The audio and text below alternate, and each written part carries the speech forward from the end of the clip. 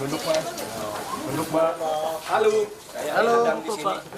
Ayo, mau tanya apa sebelum saya berangkat? Wait. Apa? Tahan Pak, sebentar Pak. Lupa. Ambil stok shoot dulu Pak. Oke. Siapa? Mau tanya Pak. apa? Pak, itu mengenai dan soal denda damai Pak yang saat ini baru marak jadi perbincangan di publik. Bagaimana tanggapan Pak Mahfud? Iya, saya heran ya. Menteri terkait dengan hukum itu sukanya mencari dalil atau pasal pembenar terhadap apa yang disampaikan oleh Presiden. Seperti kasus pemulangan narapidana ke luar negeri, katanya hanya tactical arrangement gitu, padahal ada hukum yang melarang. Yang ini lagi gagasan Pak Prabowo untuk kemungkinan memberi maaf kepada koruptor asal mengaku secara diam-diam dan mengembalikan kepada negara secara diam-diam. Itu kan salah. Undang-undang korupsi tidak membenarkan itu, hukum pidana tidak membenarkan itu. Lalu menterinya mencari dalil pembenar, itu kan ada di Undang-Undang Kejaksaan, denda damai. Denda damai itu hanya untuk tindak pidana ekonomi sesuai dengan undang-undang tentang bea cukai, undang-undang perpajakan dan undang-undang kepabeanan. Nah, di situ kalau ada orang melanggar pajak atau bea cukai, itu tawar-menawar dulu. Oh, kamu seharusnya bayar 100 miliar, kok hanya membayar 95. Nah, sekarang yang 5 ini dikalikan berapa? Itu namanya denda damai. Dan itu jelas. Ada mekanismenya, yaitu dibuat oleh instansi terkait, dalam hal ini Kementerian Keuangan, lalu minta izin Kejaksaan Agung. Minta izin ke Jaksa Agung, jelas tuh prosedurnya, angkanya jelas, tidak diam-diam. Nah, sekarang dinaikkan kewenangan ini, Jaksa Agung boleh menerapkan denda damai tanpa usul dari instansi terkait. Tetapi itu tetap tuh undang-undang tindak pidana ekonomi, yaitu untuk kepabeanan, untuk pajak, dan untuk tadi bea cukai. Itu diatur di dalam pasal 35 Undang-Undang Kejaksaan Agung yang terbaru. Dan itu jelas di dalam pasal 35 dan penjelasannya itu hanya untuk tindak pidana ekonomi tertentu. Korupsi tidak masuk di situ. Oleh sebab itu, menyongsong tahun baru nih, mari ke depannya jangan suka cari-cari pasal untuk pembenaran, itu bahaya. Nanti setiap ucapan presiden ditarikan dalil untuk membenarkan, itu tidak bagus cara kita bernegara. Prof, hukum seperti apa yang akan timbul ketika denda damai ini dipaksa diterapkan? Ya enggak tahu, kalau saya sih membayangkannya nanti akan banyak orang korupsi, diam-diam sesudah akan ketahuan mengaku. Gitu kan? Sesudah akan ketahuan mengaku.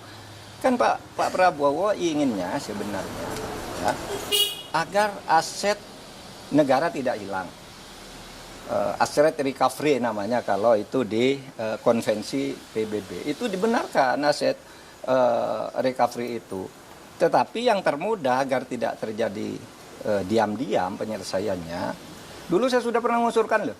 Tahun 2001 ketika saya Menteri Kehakiman, lalu saya tulis lagi usul itu di dalam buku saya yang terbit tahun 2003. Judulnya Setahun Bersama Gus Dur. Mari kita maafkan aja gitu. Tapi terbuka. Seperti yang dilakukan oleh Afrika, jangan diam-diam gitu. Nah, ini diam-diam gimana caranya? Siapa yang bertanggung jawab? Lapor kepada siapa yang mengumumkan siapa? Apakah yang bersangkutan minta damai itu mau diumumkan namanya? Nah, kalau tidak diumumkan, tidak transparan, tidak ada yang tahu bahwa itu melanggar atau tidak. Tapi kalau diumumkan, ya lewat pengadilan aja. Dan salah kalau mengatakan undang-undang untuk mengembalikan aset itu tidak ada jalannya. Kalau mau ya undang-undang perampasan aset diberlakukan aja, undang-undang perampasan aset yang sudah dituju oleh DPR sama pemerintah dulu, tapi lalu macet di DPR. Itu saja diundangkan, itu lebih gampang ya, undang-undang perampasan aset itu kan bisa dilakukan begitu. Oke? Prof Mahfud menilai bahwasanya apa yang disampaikan oleh Menteri Hukum itu salah kaprah, Prof. Saya kira bukan salah kaprah, salah beneran. Kalau salah kaprah itu biasanya sudah dilakukan, terbiasa meskipun salah. Ini belum pernah dilakukan kok. Mana ada korupsi diselesaikan secara damai? Itu korupsi baru, namanya kolusi. Kalau diselesaikan secara damai, dan itu sudah sering terjadi kan? Diselesaikan diam-diam antar penegak hukumnya yang ditangkap. Kalau menyelesaikan diam-diam kan banyak tuh yang terjadi. Jaksa, polisi, hakim masuk penjara kan mau menyelesaikan diam-diam. Iya toh? Itu sama aja.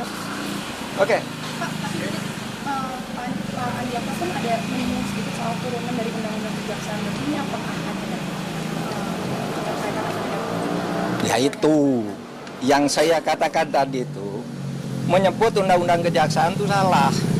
Undang-undang kejaksaan itu mengatur tentang itu di dalam pasal 35 yang menyatakan bahwa dalam hal-hal tertentu Jaksa Agung boleh menerapkan denda damai di mana sebuah kasus itu tidak diadili asal ada perdamaian tentang jumlah yang dibayar.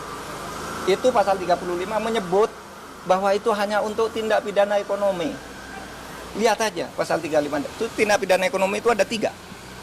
Kepabeanan, perpajakan, dan apa tadi? Dan bea cukai. Hanya itu yang boleh. Kalau korupsi lain tidak boleh, tidak pernah ada dan tidak boleh ada.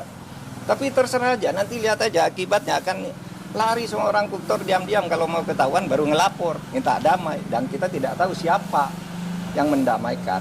Kan gitu. Oke, apa lagi? Lain.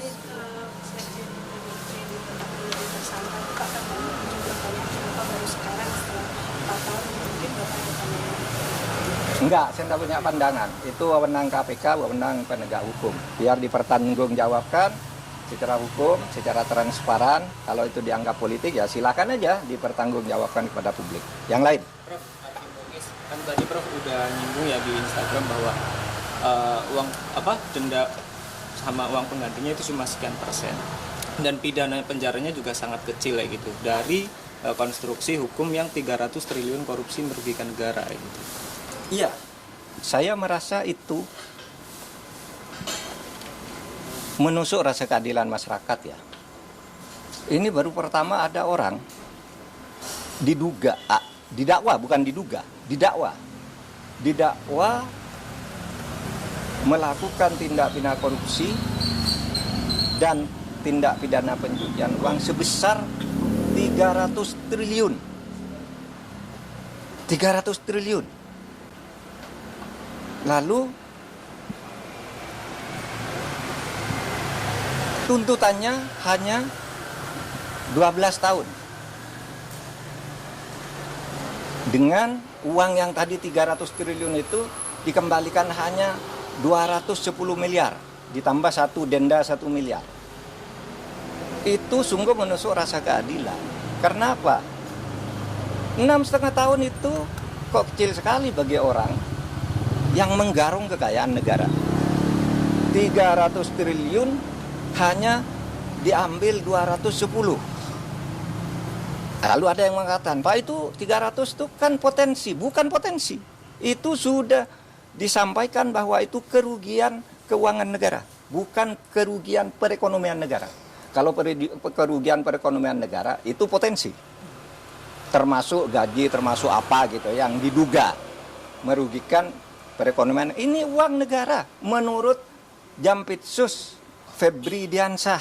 Resmi pada waktu itu malah menyebut ini bukan kerugian ekonomi negara tapi keuangan negara. Artinya uang konkret yang dicuri dari negara. Sesudah dihitung lagi jadi 300 triliun. Hanya dikabulkan perampasannya 210 ditambah denda 1 miliar berarti 211. Ini sungguh tidak adil. Coba Anda ambil contoh Beni Cokro. Hukumannya seumur hidup, asetnya dirampas. Ratusan miliar oleh Kejaksaan Agung. Henry Surya, semula dibebaskan di pengadilan negeri. Kita tidak terima. Langsung kasasi atau dituntut lagi dari kasus lain. Naik. Ya. Si Henry Surya ini semula bebas, kita langsung ke kasasi menjadi 18 tahun penjara. Hartanya juga diambil. Sudah disita oleh kepolisian lebih dulu. Atau Surya Darmadi. Itu divonis hitungan kerugian nih ekonomi nih, yang ekonomi nih bahkan. Hitungan ekonomi negara rugi 39 triliun. Dituntut oleh jaksa 39 triliun dengan denda 2 miliar sehingga menjadi 41 triliun. Dikabulkan oleh pengadilan negeri. Tetapi naik banding tetap kena 2 triliun. Hanya uang kecil kena 2 triliun. Ini 300 triliun kena hanya 250 miliar. 250 miliar dari 300 triliun itu berapa? 0,007%. 0,007%. Nggak sampai separuh. Nggak sampai setengah persen. Anda bayangkan itu. Nah, oleh sebab itu, menurut saya, kejaksaan nampaknya kurang konsisten juga. Mengapa menyebut dakwaan 30, kok kemudian tuntutannya 250? Kan terlalu jauh, meskipun sudah dihitung ulang oleh pengadilan, terlalu jauh itu. Tuh, berarti kalau dari 350 jadi ini berarti seluruh dakwaannya itu agak hoax, gitu ya, agak tidak tepat. Nah itu supaya diingat bahwa kita mau mengembalikan aset sekaligus memberikan hukuman yang setimpal. Apapun alasannya, itu hukum yang berlaku dan itu sudah didiskusikan lah soal denda damai, soal kembalian aset sudah didiskusikan semua dan sudah ada undang-undangnya di tempat kita.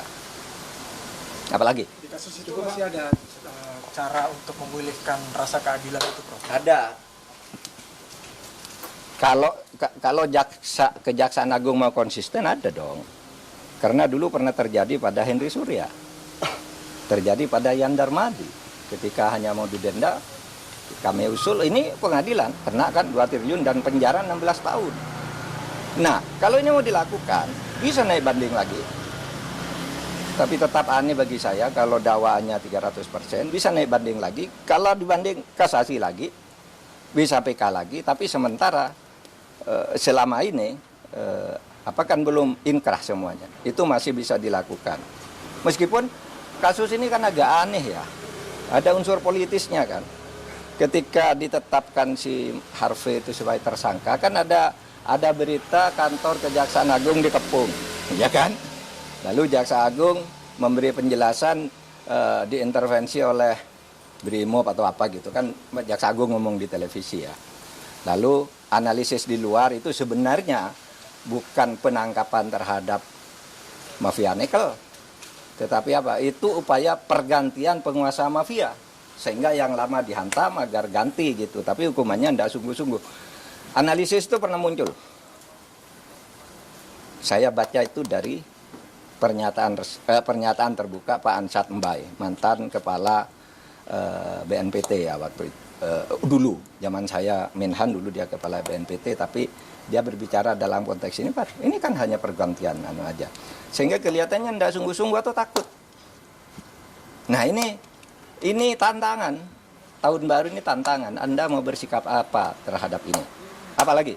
Prof, terkait dengan pertimbangan majelis hakim dalam menjatuhkan vonisnya ke Harvey Muiz itu kan dia sih majelis hakim menyinggung bahwasanya tuntutan yang dilayangkan jaksa kepada Harvey itu terlalu berat gitu, dan bahkan majelis hakim menyampaikan kalau Harvey Muiz ini hanya perwakilan dari PT Refine Bangkatin ini untuk mengurus terkait dengan proses timah ini, Prof.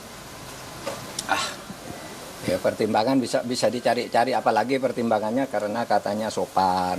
Mana ada orang diadili tidak sopan? Semua orang diadili pakai jilbab, pakai sarung, pakai ini. Itu tidak bisa karena punya anak. Semua maling punya anak. Kalau mau membebaskan orang, menurut saya yang dibebaskan maling-maling kecil dulu. You tahu enggak? Berapa jumlah penghuni penjara? Catatan saya ketika saya menjadi Menko Polhukam di tahun terakhir. Penghuni penjara di Indonesia adalah 263.000 orang. 50% lebih itu narkoba, korban kejahatan narkoba.